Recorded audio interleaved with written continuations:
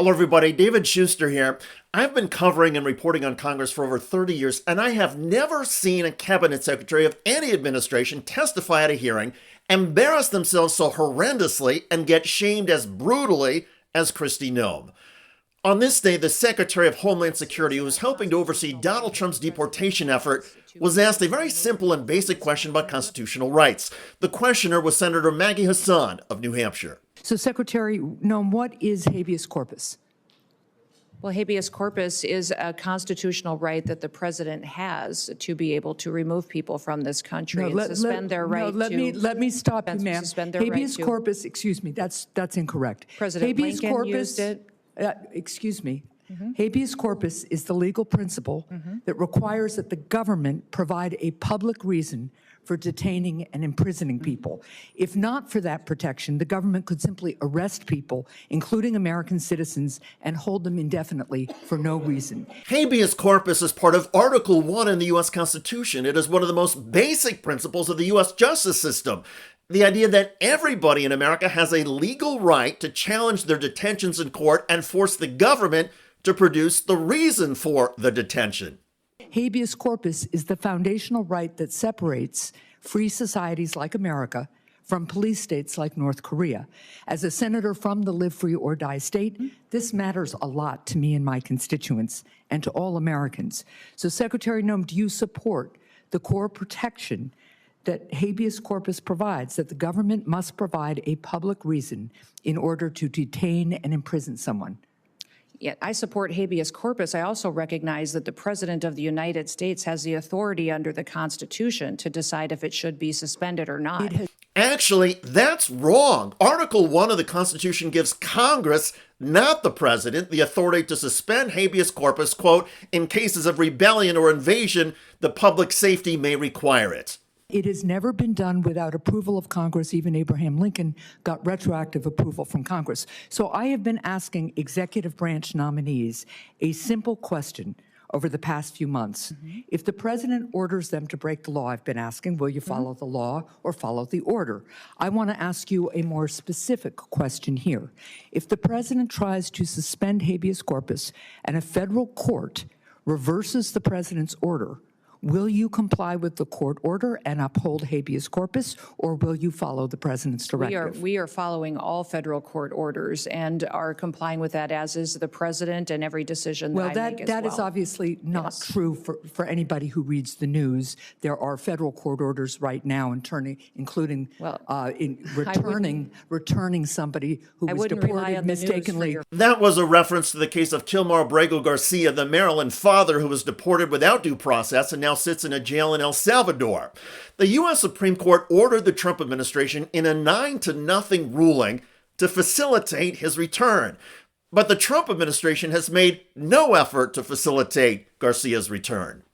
This is about a fundamental legal right that ensures that we live in a free society instead of a police state that would have a sham legal system like Russia or North Korea. So I'm glad that you have now committed to following court orders. I'm glad you believe in the basic freedom for Americans if ordered to do so by a court. And again, I want just to make clear that it is critically important that even if the president tries to suspend the right of people to know why they've been detained or imprisoned, if a federal court reverses that order, that you will follow that order. And I hope all members of the administration will, because it's obviously critical that some of the people, for instance, who've been deported by mistake, who didn't get due process, be returned in compliance with court orders. The issue has come up because Trump White House staffer Stephen Miller recently floated the possibility that Trump would unilaterally try to suspend habeas corpus. Well, the Constitution is clear, and that, of course, is the supreme law of the land, that the privilege of the writ of habeas corpus can be suspended in a time of invasion. So I would say that's an option we're actively looking at. It's an option they are looking at because the Trump White House believes the United States is under invasion. That's how they view undocumented migrants crossing the U.S.-Mexico border, as an invasion. Constitutional scholars say that is a preposterous definition of invasion as defined and discussed by our founding fathers. Also, as we've already mentioned, the Trump White House cannot suspend habeas corpus without Congress. It would be rejected by the courts. But the Trump administration seems to be betting that many Americans would not care or don't know enough about the Constitution to understand why suspending habeas corpus unilaterally would be such a big problem. As for Kristi Noem, keep in mind, she oversees an agency that is actively involved in carrying out the mass deportations. And for her not to know constitutional basics is stunning. Her high-profile flub on this day produced these headlines.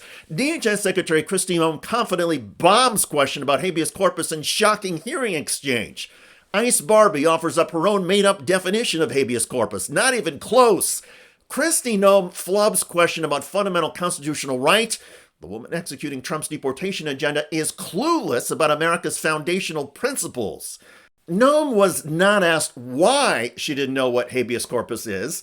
It could be that Noem, who is not a lawyer and left her undergraduate college early without a degree to run the family farm, has not spent much time reading or learning about the Constitution. But you would think that after serving as a U.S. governor and then taking an oath this year to protect and defend the Constitution, that Noem would at least read it or have her staff advise her on constitutional basics. For her to go into a congressional hearing, face questions about the Trump deportation process, and have so little understanding or knowledge about constitutional rights is stunning and shameful. Noem looked embarrassed after the questioning from Senator Hassan, and hopefully Noem remains embarrassed. It is not too much to ask cabinet secretaries to understand the very basics about our laws. Yes, Donald Trump may break the law, as he has, flaunt the Constitution, and ignore court rulings, but a cabinet secretary in charge of carrying out deportations and explaining the policies to Congress should know better. And to the extent that Kristi Noem and the Trump administration have been humiliated, well, they deserve it. When you fill an administration with people who are nitwits and don't know much, it is eventually going to boomerang. The shamefulness of Kristi Noem on this day was an ugly stain, not just to the Trump administration, but for all of us. By the way, U.S. markets have not reacted well to the Trump-inspired downgrading of America's credit rating. When the opening bell rang Monday at the New York Stock Exchange and NASDAQ, most stocks began in the red with trading losses. CNBC stocks retreat to start week as yields spike on U.S. debt downgrade. New York Times markets rattled on concerns about U.S. debt. Check out that video at the link below. It generated a lot of comments on YouTube. One of the most popular is from Georgia, who wrote, "The world has no confidence in the USA." I hear you. I look forward to reading your comments about Kristi Noem, Secretary of Homeland Security, getting shame to her face over her epic ignorance about constitutional rights. I'm David Shuster. Thanks for joining us.